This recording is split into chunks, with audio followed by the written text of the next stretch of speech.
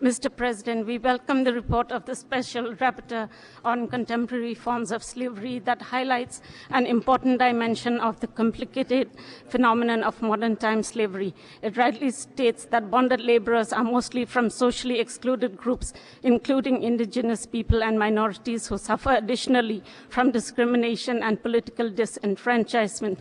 The Dalits, being scheduled caste, are subjected to this treatment due to social discrimination based on caste.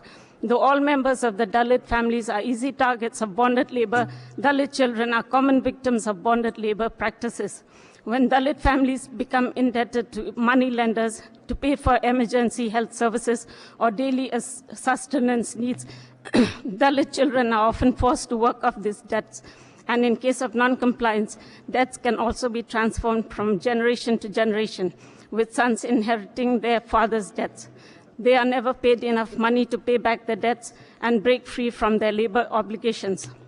Though the Special Rapporteur in paragraph 92 of the report states that most countries have been able to enforce existing laws against bonded labor, however, the reality is the opposite.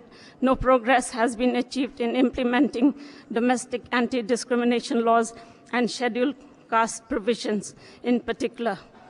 The 1989 Prevention of Atrocities Act that outlaws forcing Dalits to become bonded laborers, paragraph 51 of the report is a testimony to that.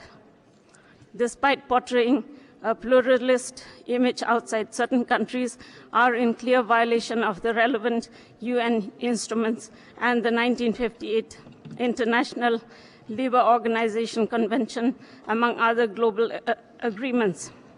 It is every country's obligation to respect international human rights instruments. In the end, while thanking the High Commissioner for Human Rights for discussing the scourge of social discrimination in her statement made on 14 September in the Council, we wonder why, among other groups, she failed to remember the plight of Dalits in India who continue to endure age-old social and cultural discrimination and exclusion in the Indian society. Thank you, Mr. President. Thank you. I now give the floor to